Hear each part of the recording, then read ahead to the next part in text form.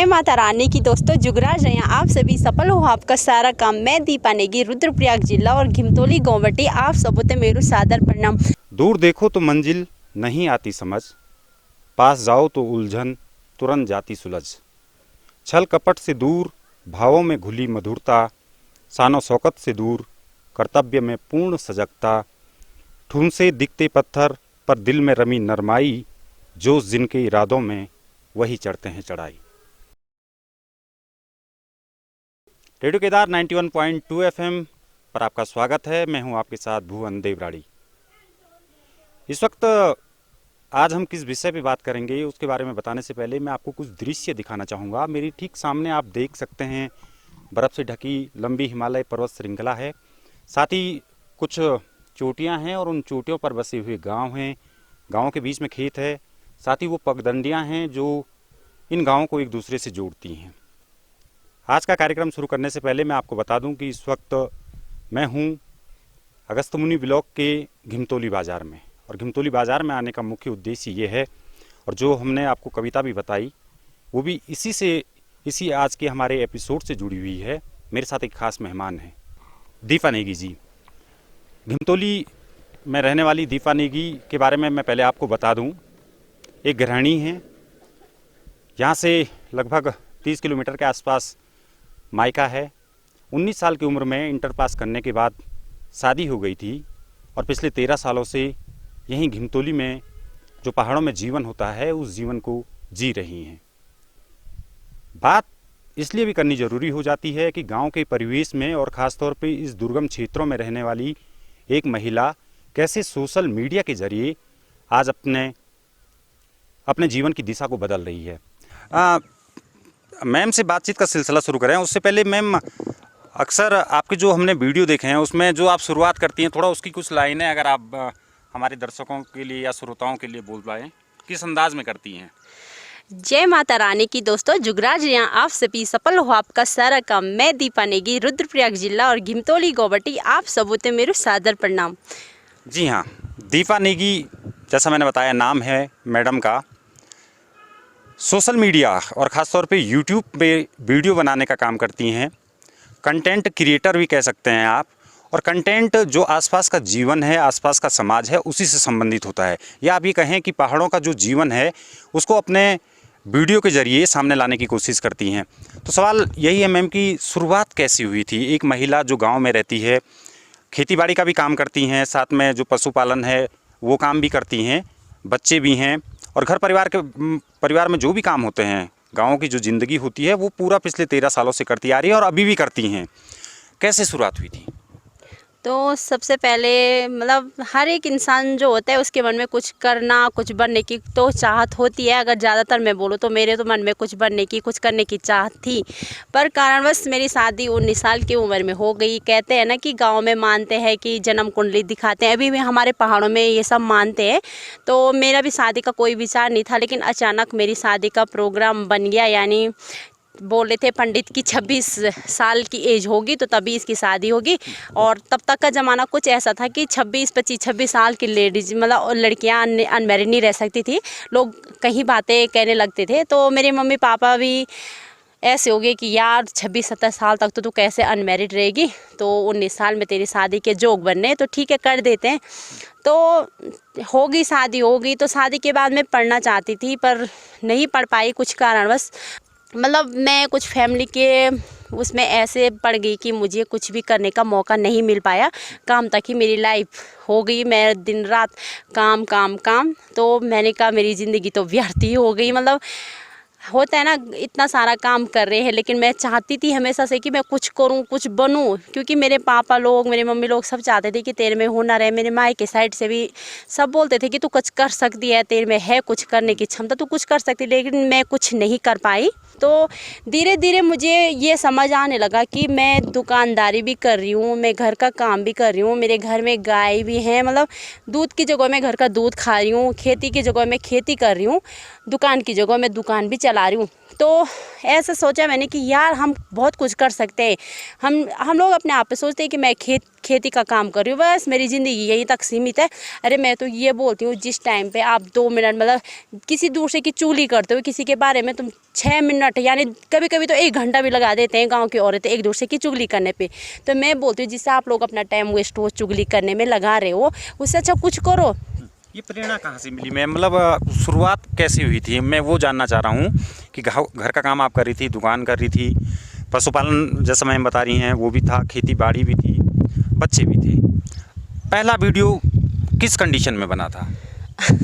जो मेरा पहला वीडियो बना था, मैंने इंस्टाग्राम से थोड़ी बहुत शुरुआत की थी, क्योंकि मेरे पति देव ने मुझे सपोर्ट दिया है बहुत ज़्यादा। पहले तो नहीं दिया था उन्होंने सपोर्ट, लेकिन अब वो मुझे बहुत ज़्यादा सपोर्ट करते हैं। तो मैंने इंस्टाग्राम से वीडियो बनाना स्टार्ट किया था। तो इंस्टाग्राम पे मैंने जो वीडियो बनाई, मैंने रियल वीडियो बनाई, यानी बिना फिल्टर की वीडियो बनाई थी, और ज़्यादातर अपना पहाड़ों से संबंधित वीडियो बनाई थी मैंने। तो सब मेरी वीडियो को पसंद करने लगे थे। तो ऐसे धीरे धीरे जब मैं इंस्टाग्राम पे ज़्यादा चलने लगी थी, ठीक ठाक चलने लगी थी, तो मैंने सोचा यार कि क्यों ना मैं इंस्टाग्राम से छोड़ के और यूट्यूब पे काम करना स्टार्ट कर दूं। तो ऐसे मैंने सोचा था। इसमें सबसे बड़ा सपोर्ट मुझे किया है मेरे भैया विकेंद्र सिंह ने किया है। आर्मी में रहते हैं मेरे भैया, तो उन्होंने मुझे बहुत ज़्यादा सपोर्ट किया है। मेरे मन में थी भी नहीं कि मैं चलाऊँ यूट्यूब, लेकिन मेरे भैया ने मुझे बहुत सपोर्ट किया है, बहुत ज़्यादा।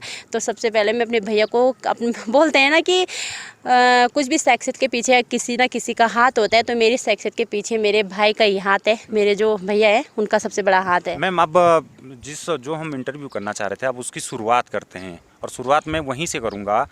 आपने अभी बताया कि सबसे पहले आपने इंस्टाग्राम पे कुछ रील या कुछ वीडियो अपलोड वगैरह किए, और आजकल आप देखती होंगी सोशल मीडिया, चूँकि आप खुद सोशल मीडिया पे काम कर रही हैं, पहाड़ में जो महिलाएं या जो लड़कियां रील वगैरह बनाती हैं उनको लेकर बहुत आलोचनाएं भी झेलनी पड़ रही हैं। लोग कहते हैं कि आप काम नहीं करती हैं, बुआरी रील बना रही है। आपने अक्सर सुना भी होगा। हाँ। आपके साथ कैसा अनुभव रहा जब आपने इंस्टाग्राम पे शुरुआत की? क्या आपको भी कुछ ताने, कुछ लोगों का सुनना पड़े?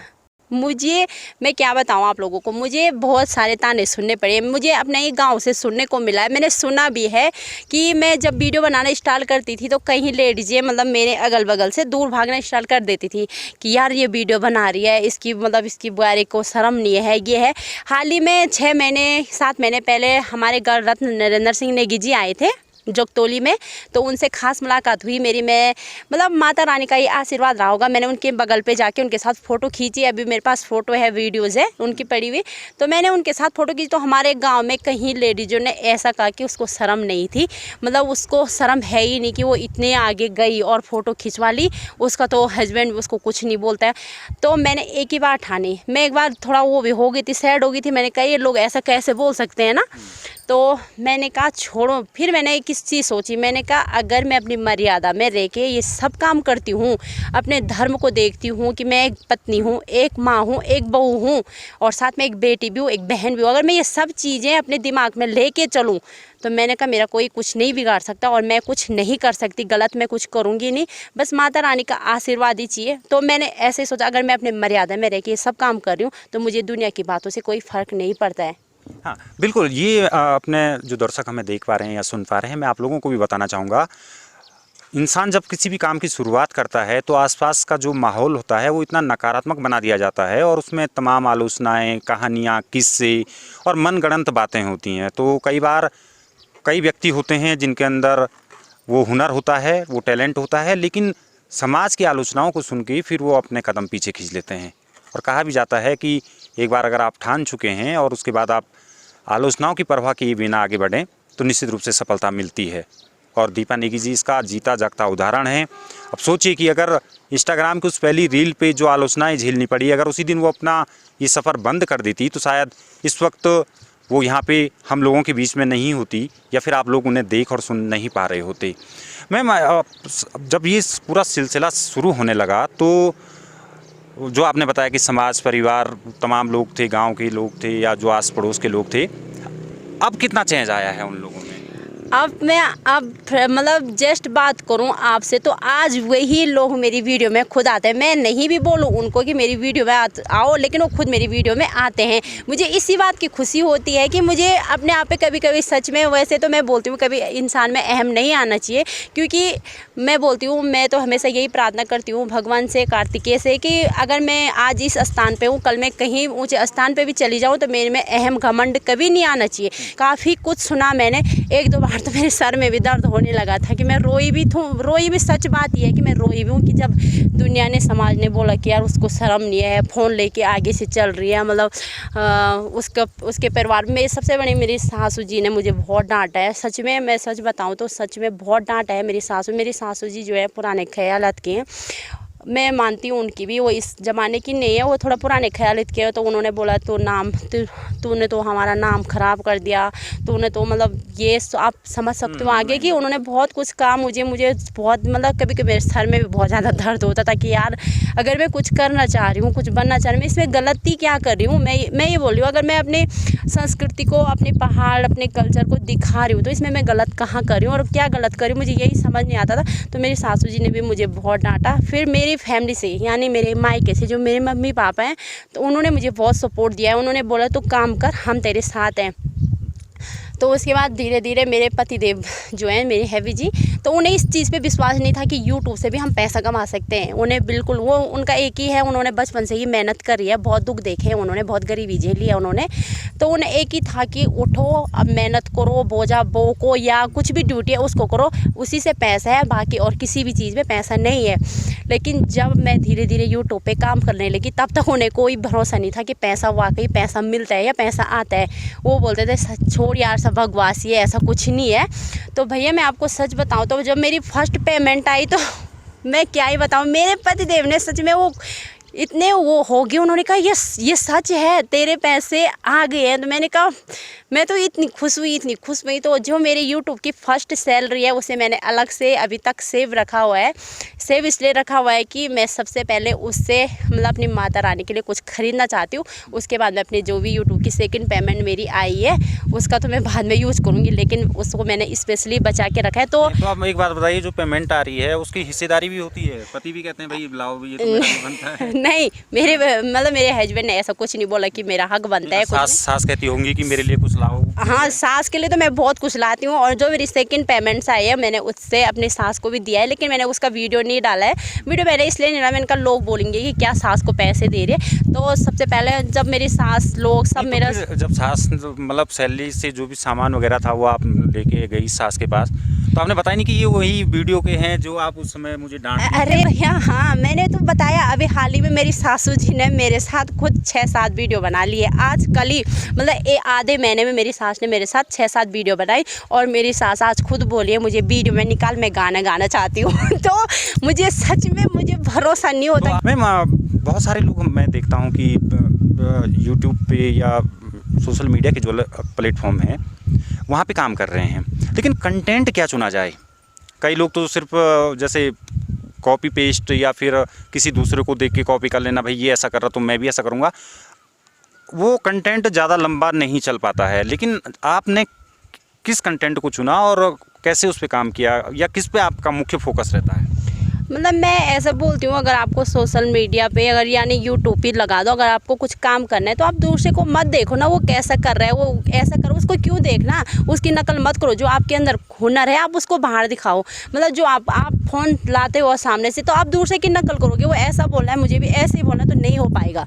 मतलब हम दूसरे की नकल करके बिल्कुल नहीं बना पाते हैं। जो आप फ़ोन सामने से लाते हो, जो आपके मन के अंदर का भाव, जो आपके मन के अंदर आता है वो आप बाहर बोलो ना। मतलब दूसरे की नकल करके कोई फ़ायदा, मैंने किसी की भी नकल नहीं करी है। मतलब मेरी जो फर्स्ट वीडियो रहती है, लेकिन मुझे हमेशा लोगों ने कमेंट्स यही करी हैं कि आपकी जो वीडियो रहती है वो रियल रहती है और ओरिजिनल रहती है। मतलब मैंने अपने घर परिवार, गाय बछड़े से लेकर सब कुछ दिखाया है यूट्यूब के ज़रिए। और यूट्यूब एक ऐसा मतलब देखा मैंने कि यूट्यूब में हमारे फैमिली से रिलेटिव सब कुछ यूट्यूब पे जानकारी प्राप्त हो जाती है कि इसके फैमिली में क्या है, मतलब ये कैसे हैं, कुछ मतलब सब कुछ उस पर पता होता है। तो मैं यही बोलती हूँ कि जो आपके अंदर टैलेंट है, हुनर है करने का, उसे बाहर दिखाओ। दूसरे की नकल करके तो कुछ नहीं होने वाला, दूसरे जैसे कि नकल करके फ़ायदा कुछ नहीं है। जैसा मैम एक चीज़ ये भी है कि 19 साल इंटर पास और उसके बाद शादी, फिर ये घर परिवार जो हम लगातार बात करते आ रहे हैं, और फिर अब एक नई शुरुआत, तो एक नया मंच। बहुत सारी लड़कियां आपकी तरह आपकी ही उम्र में, और हो सकता है आपकी बहुत सारी सहेलियां हों, शादी हो गई, टैलेंट है उनके अंदर और वो करना भी चाहती हैं, लेकिन शुरुआत कैसे की जाए और परिवार को कैसे मनाया जाए, ये दो चीज़ें कभी कभी बहुत मुश्किलें खड़ी कर देती हैं। क्या कहेंगे आप उन लड़कियों या उन महिलाओं के लिए? तो इसी के लिए मैंने समाज के लिए एक प्यारा सा और बहुत ही अच्छा सा संदेश भेजा है अपने यूट्यूब पे। वो फिल्म बनाई है मैंने गढ़वाली, अपने जो सासू देवरानी जेठानी है गांव की, उन्हीं से रिलेटिव मैंने बनाई है फिल्म। तो एक संदेश छोड़ा है मैंने उसमें, फिल्म का नाम मैंने रखा है समाज। तो वो अगर आप लोग उसको देखो, उसमें मैंने बहुत ही प्यारा संदेश छोड़ा है समाज के लिए कि समाज का काम है बोलना। वो तो बोलेंगे ही बोलेंगे, अगर आप कुछ नहीं भी बनते हो तो भी बोलेंगे, अगर आप कुछ बनते हो तो भी बोलेंगे ही बोलेंगे। नाम से बताया था आपने? समाज। समाज नाम से जो मैडम का यूट्यूब चैनल है, दीपा नेगी पहाड़ी। दीपा नेगी पहाड़ी यूट्यूब चैनल है, आप यूट्यूब पे जाके सर्च कर सकते हैं। और साथ ही उस पर जो मैम बता रही हैं कि एक संदेश, ऐसे ही संदेश उन महिलाओं, उन लोगों के लिए जो समाज की वजह से पीछे छूट जाते हैं या कुछ कर नहीं पाते हैं, उनके लिए फिल्म भी बनाई है। सवाल ये है मैम, जब भी ब्लॉगिंग हो रही थी, आप कैमरे पे आके और लोगों को अपने आसपास की चीज़ों को से रूबरू करवा रहे थे, फिर ये फिल्म का आइडिया कैसे आ गया? फिर उसमें एक्टिंग भी हुई होगी, फिर डायलॉग कास्टिंग वगैरह, मतलब? तो भैया ये ऐसे आए, मैं ऐसे ही आराम से बैठी हुई थी एक दिन, तो मुझे ऐसे समझ में आया यार मैं क्यों ना कि मतलब मैंने देखा जब मेरे गांव की सासू लोग देवरानी जेठानी खुद मतलब वीडियो में आना चाहती हैं, तो मैंने सोचा, मैंने 2 फिल्म बनाई हैं। एक का नाम है प्रेरणा, दूसरी का फर्स्ट फिल्म मेरी संकल्प बनी है, उस पर काफ़ी अच्छा रिस्पॉन्स आया है मतलब सोशल मीडिया से। तो 2 लाख और 12-13 हज़ार व्यू आए उस पर। उसके बाद मैंने प्रेरणा बनाई, तो प्रेरणा पे 1,40,000 व्यू आए हैं। तो उसके बाद मैं ऐसी ही सोच रही थी या क्यों ना, मैंने कहा समाज के लिए एक प्यारा सा संदेश छोड़ा जाए। तो मैंने अगल बगल जो सासू थी, मैंने सबको मैंने कहा कि मैं कुछ करना चाहती हूँ, बनाना चाहती हूँ, कि आप लोग मेरे साथ। उन्होंने बोला अरे हाँ हम तो कब से चाहते थे कि तू हमारी फिल्म बना ले एक। तो मैंने कहा अब इससे ज़्यादा और चाहिए क्या। कलाकार भी आसपास ही के थे? हाँ, हमारे गांव के हैं जो सासू लोग, वही थे कलाकार, वही है। और मैंने उन्हीं को ऐसे समझाया, मैंने ऐसे सोचा, मैंने कहा क्या किया जाए, तो खुद मैंने लिखा है। बिल्कुल, ये देखिए ना कि जो हुनर होता है वो कभी ना कभी किसी न किसी रूप में तो सामने आता है। अब आपको लगता है कि सोशल मीडिया या यूट्यूब या किसी अन्य प्लेटफॉर्म पे अगर कोई वीडियो कंटेंट बना के पेश कर रहा है, तो सिर्फ वहीं तक नहीं। सोचिए कि मैं इस बात को बार बार जिक्र इसलिए भी करना चाहता हूं कि ताकि आप लोग इसको और बेहतर तरीके से समझें कि 13 साल पहले 19 साल की एक लड़की जो किसने इंटर किया था, उसकी शादी दूरस्थ क्षेत्र में, घर का काम और तमाम चीज़ें। और अब जब मैं उनसे बात कर रहा हूं और आप इस बातचीत को सुन पा रहे हैं, तो आप सोचिए कि वो लड़की ना सिर्फ दीपा नेगी से दीपा नेगी पहाड़ी तक का सफ़र कर चुकी है, डायरेक्शन भी कर रही है, स्क्रिप्ट राइटिंग भी कर रही है, एक तरह से आप समझिए कि पूरा जो शॉर्ट फिल्म बनाई है उसका प्रोडक्शन भी किया है और ख़ुद एक्टिंग भी कर रही है। तो सोचिए कि मैम ये नहीं लगता कि अगर थोड़ा ये सफ़र पहले शुरू हो गया होता तो आज? देर हो दुरुस्त हो, मैं यही मानती हूँ। चलो देर से भी हुआ, लेकिन हो तो रहा है। मतलब ऐसे मैं, चलो अगर मैं थोड़ा पहले कुछ कर पाती तो हो पाता, बहुत कुछ हो पाता वैसे। पर होते हैं ना, भगवान जी के घर में बोलते हैं देर है लेकिन अंधेर नहीं है। आखिरकार मेरे सपने पूरे होते जा रहे हैं, भले ही देर से हो रहे हैं पर हो तो रहे हैं, यही मान रही हूँ मैं। आगे क्या सपना देखा है मैम? आगे भैया जहाँ तक मैं आपको बताऊँ, मैंने सपना बहुत लंबा देखा है कि मैं हर एक माँ, हर एक बहन को एक प्यारा सा संदेश देना चाहती हूँ कि माँ बहनों, आप एक दूसरे की चुगली करने से बेटर आप कुछ कर सकते हो। खासकर मैं सासू लोगों के लिए ये संदेश देना चाहती हूँ कि आपकी बहू अगर कुछ करना चाहती है, कुछ मतलब आगे कुछ करना चाहती है, तो उन्हें ज़रूर कुछ काम करने दीजिए। वो भी अपने हस्बैंड का हाथ पे हाथ रख के चल सकती हैं। मतलब मैं यही बोलना चाहूँगी कि अगर कोई भी सिस्टर हो या कोई भी बहन हो या मेरी उम्र की हो कोई भी, अगर आप लोग सच में कुछ करना चाहते हो तो आप कर सकते हो। देखिए घर का काम ही तक सीमित है। घर का काम आज मेरा, देखिए मेरा घर का काम भी हो रहा है, मेरी दुकान भी चल रही है, मेरा यूट्यूब चैनल भी चल रहा है, तो सब कुछ चल रहा है। मैम एक मैसेज, ये तो मैसेज खास तौर पे उन महिलाओं या लड़कियों के लिए है जो मैम जैसा ही हैं, और अगर वो आगे आना चाहते हैं तो किस तरह से है? थोड़ा सा मुझे लगता है कि एक मैसेज आप उन लोगों तक भी दे सकती हैं जो हस्बैंड हैं या पिता हैं, हाँ। उन लोगों को क्या कहना चाहेंगी अगर उनकी किसी पत्नी या कोई बहन अगर इस तरह से काम करना चाहते हैं तो फिर उनका व्यवहार कैसा होना चाहिए? हाँ, जहाँ तक मैं बात करूँ कि हर एक हस्बैंड सपोर्टिव नहीं होते हैं, ये बात भी मैं मानती हूँ। जैसे कि मैंने खुद अपनी बात करी है, तो खुद मेरे हस्बैंड पहले सपोर्टिव नहीं थे, बट धीरे धीरे धीरे धीरे पता नहीं ऐसी क्या कृपा हो गई कि वो अभी भी, मैं यूट्यूब पे 6 महीने हुए मुझे काम करते हुए, तो वो उतना सपोर्टिव नहीं थे, उन्हें उस चीज़ में कोई वो था ही नहीं। तो धीरे धीरे वो आज मेरा वो खुद इतना सपोर्ट करते हैं, बहुत ज़्यादा। मतलब बोलते हैं कि क्या करना है, क्या चाहिए। मैं बोलती हूँ कभी कभी मैं वीडियो कहाँ से बनाऊँ, कैसे बनाऊँ, तो वो खुद बोलते हैं कि यहाँ जाके बना, वहाँ जाके बना ले। पर लेकिन उनके लिए सबसे इम्पोर्टेंट है दुकान। वो चाहते हैं कि तो दुकान पे एट अ टाइम आती रहें। तो मेरे ऊपर भी बहुत सारे लोड हैं। मतलब मेरी सासू जी बोलती हैं कि घर का काम नहीं छोड़ना चाहिए, घर का सारा काम होना चाहिए, मुझे तो घर का काम कंप्लीट चाहिए। हस्बैंड बोलते हैं कि मुझे दुकान पे चाहिए। तो कभी कभी मुझे भी गुस्सा आता है कि यार मैं आखिर में करूँ पर करूँ क्या, लेकिन नहीं हो जाता है। जैसे सुबह मैं 6 बजे खेत पे चली गई थी, 9 बजे तक मैंने खेत का काम निपटाया है, और उसके बाद अब मैं दुकान पे आई, तो शाम को 6 बजे तक मैं दुकान ही पे रहूँगी। तो बीच बीच में मैं वीडियो बनाती रहती हूँ। तो लोग बोलते हैं, कई लोगों की इतनी गंदी सोच होती है, वो बोलते हैं उसके पास तो कुछ काम ही नहीं है, बस वीडियो बनाना है, बस वीडियो बनाने का काम है उसका। तो मैं उनको बोलना चाहूँगी कि मेरी वीडियोस को देखो, मेरे वीडियो में देखो, सब कुछ देखने को मिलेगा आपको कि मेरे पास कितना ज़्यादा फालतू टाइम है। जो भैया लोग बोलते हैं अपनी वाइफ को सपोर्ट नहीं करते, मैं उनको यही बोलना चाहूँगी कि भैया आप अपनी वाइफ को सपोर्ट कीजिए। हाँ, सिर्फ बात एक होनी चाहिए वाइफ के लिए भी, कि अगर आपकी वाइफ अपनी मर्यादा में रह के ये सब काम करती है, तो आप अपनी वाइफ का बेहिचक सपोर्ट कर सकते हैं। बिल्कुल, ये वो बातें हैं जो कि सभी लोगों को समझनी चाहिए। और साथ ही मैं आपको एक चीज़ और बताऊं, बहुत सारी जगह, चूँकि मैं भी पिछले काफ़ी समय से मीडिया से जुड़ा हूं और ख़ासतौर पे इलेक्ट्रॉनिक मीडिया का 16-17 साल का मेरा अपना एक्सपीरियंस है। मैं ये कहता हूं कि आप किसी दूसरे की आलोचना कर सकते हैं, उसके काम को लेकर कर सकते हैं, लेकिन ये कहना कि सिर्फ वीडियो बनाना, तो आप लोगों को बताऊं, जो ये लोग ये सोचते हैं कि सिर्फ दिन भर वीडियो बनते हैं, उस वीडियो को बनाने के लिए भी आपके अंदर वो कॉन्फिडेंस होना चाहिए, टैलेंट होना चाहिए और कंटेंट होना चाहिए। मैम, आखिर में चूँकि धूप भी काफ़ी हो रही है, बच्चों का कितना सपोर्ट रहता है? बच्चे परेशान करते हैं या फिर अब सपोर्ट करने लग गए हैं बच्चे? मेरे बच्चे मेरे बच्चे खुद व्लॉग बना रहे हैं अब। 18 वर्ष से नीचे तो अभी है नहीं, वो नहीं है कि अलाउड नहीं है कि आप बना सकते हो। लेकिन अक्सर मेरी वीडियो में ज़्यादा मेरी बच्ची मेरा सपोर्ट करती है, वो ज़्यादातर वही वीडियो बनाती है। मतलब मैंने शुरुआत कर ली तो बीच में तो 4-5 मिनट तो मेरी खुशी ही खींच लेती है। तो मेरे बच्चे भी, मैं मतलब पढ़ाई के मामले में भी उतने तेज़ तो नहीं है भैया, सच बताऊँ तो ठीक है, मतलब जिस हिसाब से है उस हिसाब से तो ठीक है। पर मेरे बच्चे परेशान नहीं करते। मेरे बच्चों को खुद है कि मैं मम्मी वीडियो बनाने लगी तो एकदम शांत हो जाएंगे, और मैं बोलूँगी खुशी अभी तू, तो खुशी खुद बनाने लग जाती है वीडियो। और मैं आप लोगों को ये भी बताऊं कि अभी मैं मैम के वीडियोस कुछ देखा था मैं, तो देश के कई हिस्सों से कार्तिक स्वामी मंदिर है इधर आगे क्रौंच पर्वत पे, और ये कनक चौरी के पास, और उसी रूट पे ये घिमतौली बाज़ार है। तो बहुत सारे यात्री यहाँ से और टूरिस्ट आप कह सकते हैं कि इधर आते हैं ट्रैकिंग के लिए या घूमने के लिए, और मैम से लगातार मिलते हैं। देश के कई हिस्सों से, कई शहरों से, महानगरों से मैम को पहचान मिल रही है, आप ये कह सकते हैं। कैसा लगता है जब कोई आके कहे कि अरे आपको तो मैंने देखा था, आपका वीडियो देखा था मैंने? सच बताऊं तो मुझे बहुत ही ज़्यादा अच्छा लगता है। मुझे इतनी खुशी होती है कि मैं क्या बताऊं। आज ही आप लोग यहाँ पे थे, आपने देखे होंगे 2 गाड़ी तो वहीं पे रुक गई थी।